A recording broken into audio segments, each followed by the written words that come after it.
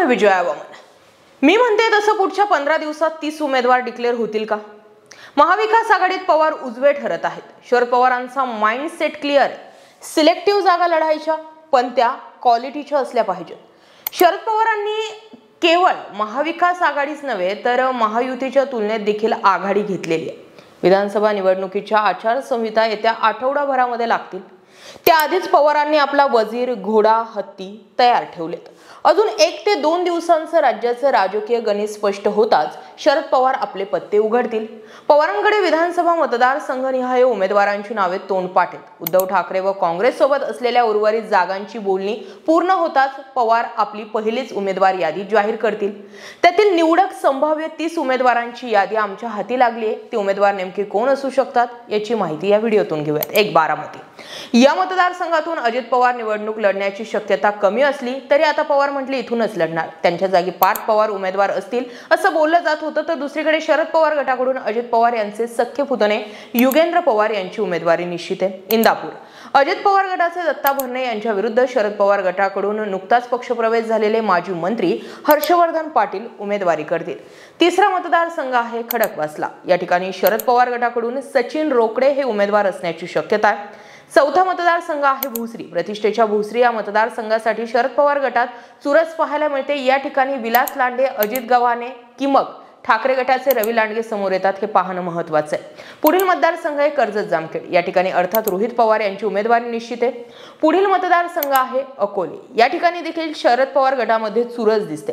भाजपचे वैभव पिचड हे शरद पवार गटाकडून लढण्यास इच्छुक आहेत। तर दुसरीकडे अमित भांगरे यांनाही उमेदवारीची अपेक्षा आहे। अमित भांगरे या ठिकाणी फायनल असतील। पुढील मतदारसंघ आहे जुन्नर। या ठिकाणी अतुल बेनके यांच्या विरुद्ध मोहित ढमाले यांना उमेदवारी दिली जाण्याची शक्यता असली तरी शेरकर टर्निंग पॉइंट ठरतील। पुढील मतदारसंघ आहे राहुरी। या ठिकाणी शरद पवारांचे निष्ठावंत प्राजक्त तनपुरे यांना उमेदवारी निश्चित मानली जाते। त्यांच्या विरुद्ध शिवाजी कर्डिले हे उमेदवार असतील।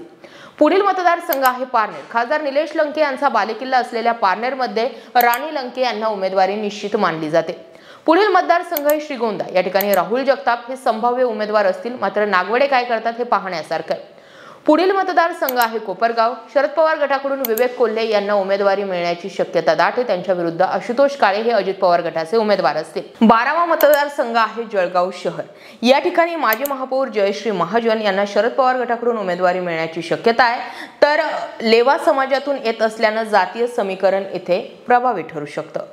13वा मतदारसंघ आहे जळगाव ग्रामीण। या ठिकाणी शिंदे सेनेचे मंत्री गुलाबराव पाटील यांच्या विरुद्ध त्यांचे पारंपरिक प्रतिस्पर्धी शरद पवार गटाचे नेते गुलाबराव देवकर यांना संधी मिळण्याची शक्यता आहे। पुढील मतदारसंघ आहे पारोळा। या ठिकाणी माजी मंत्री सतीश पाटील हे संभाव्य उमेदवार असतील। त्यांच्या विरोधात चिमणराव पाटील यांचा मुलगा अमोल पाटील मैदानात असणार आहे। 15वा मतदारसंघ आहे मुक्ताईनगर। माजी मंत्री एकनाथ खडसे यांच्या कन्या रोहिणी खडसे या ठिकाणी संभाव्य उमेदवार आहेत।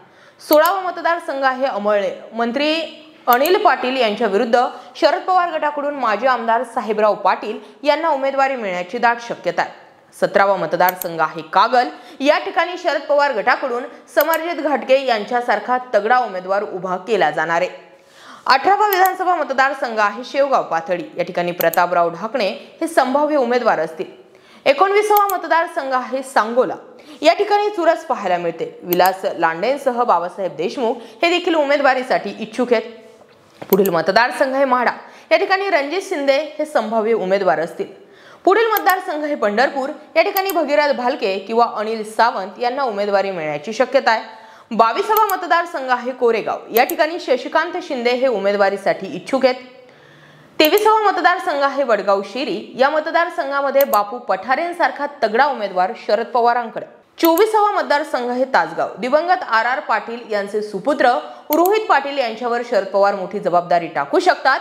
विधानसभेला संभाव्य उमेदवार म्हणून त्यांच्याकडे पाहिलं जातंय। तशी तयारी रोहित पाटलांची सुरू आहे।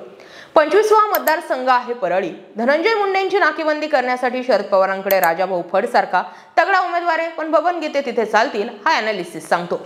पुढील मतदारसंघ आहे बीड। या ठिकाणी संदीप क्षीरसागर हे संभाव्य शरद पवार गटाचे उमेदवार असतील। 27वा मतदारसंघ आहे काटोल। या ठिकाणी माजी गृहमंत्री अनिल देशमुख यांची उमेदवारी निश्चित मानली जाते। 28वा मतदारसंघ आहे घनसांगवी। या ठिकाणी राजेश टोपे यांची उमेदवारी निश्चित मानली जाते। आणि 29वा मतदारसंघ आहे येवला। या ठिकाणी मराठा कार्ड खेळले जाण्याची शक्यता आहे। मराठा विद्याप्रसारक मंडळाच्या सदस्या अमृता पवार यांना उमेदवारी जवळपास कन्फर्म मानली जाते।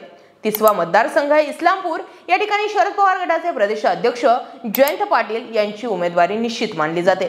अर्थात हे होते राष्ट्रवादी शरदचंद्र पवार पक्षातील 30 उमेदवार जे येत्या 15 दिवसांमध्ये यांची उमेदवारी डिक्लेअर होण्याची दाट शक्यता आहे। पुढे मागे जर झालं तर एखाद्या दुसऱ्या ठिकाणी उमेदवार बदलला जाऊ शकतो, मात्र बाकी 30च्या 30 जागी हेच उमेदवार कन्फर्म मानले जातात।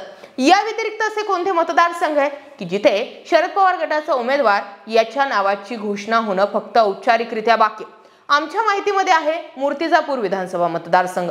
या ठिकाणी सम्राट डोंगरदेवे हे तयारी करताय। शरद पवार गटाचे मूर्तिजापूर विधानसभा मतदारसंघाचे सम्राट डोंगरदेवे हेच उमेदवार असतील, हे सुद्धा जवळपास कन्फर्म मानलं जाते। तर दुसरीकडे आहे देवळाली। या ठिकाणी सुद्धा शिवानी पवार मानकर या सरोज अहिरे यांना एक महिला म्हणून प्रतिस्पर्धक ठरू शकतात, त्यामुळे त्यांच्याही नावाची फक्त औपचारिक घोषणा बाकी असल्याचं म्हटलं जात आहे। मात्र त्या ठिकाणी इच्छुक उमेदवार जास्त आहे, त्यामुळे जर आणि तरच्या गोष्टी त्या ठिकाणी घडू शकतात। या व्यतिरिक्त जर विचार केला तर असे अनेक वेगवेगळे विधानसभा मतदारसंघ आहेत ज्या ठिकाणी फक्त आणि फक्त पवारांकडून औपचारिक घोषणाच बाकी। नगर शहराचा विचार केला तर या ठिकाणी आमदार संग्राम जगताप यांच्या विरोधामध्ये राष्ट्रवादी शरदचंद्र पवार गटाकडून अभिषेक कळमकर यांना उमेदवारी मिळू शकते अशी चर्चा, त्याला दाखले दिले जातात। त्यांची शिवस्वराज्य यात्रा, त्यांची जनसंवाद यात्रा अशा होणाऱ्या वेगवेगळ्या यात्रा हेच सांगतात की या ठिकाणी अभिषेक कळमकर मैदानात येऊ शकतात। मात्र मग पुढे जाऊन संदीप खोतकर यांचं काय, असाही प्रश्न समोर येतो। संदीप खोतकर महाविकास आघाडीकडून नेमकं कोणत्या पक्षात येणार? ना शिवसेना ना राष्ट्रवादी। मात्र या पलीकडे जाऊन ते अपक्ष जरी रिंगणात आले तरी सुद्धा मैदान आणि वातावरण टाईट करू शकतात, एवढी तर त्यांची क्रेज मतदारसंघामध्ये दिसून येते। कोपरगावमध्ये विवेक कोल्हे फायनल म्हटलं जातंय, तर शिर्डीमध्ये सुद्धा प्रभावती घोगरे यांचं नाव येते, पण तिथेही जरतरचाच विषय आहे। आणि अकोल्यामध्ये अमित भांगरे यांच्या नावाची जोरदार चर्चा सुरू आहे। या व्यतिरिक्त तुम्हाला तुमच्या माहितीतले कोणते मतदारसंघ आहेत का ज्या ठिकाणी फक्त उमेदवारांची औपचारिक नावाची घोषणा बाकी आहे? तर आम्हाला कमेंट करून नक्की कळवा। अशाच माहितीपूर्ण व्हिडिओसाठी आपल्या चॅनल आवर्जून सबस्क्राईब करा। बाकी भेटत राहूयात। जय महाराष्ट्र।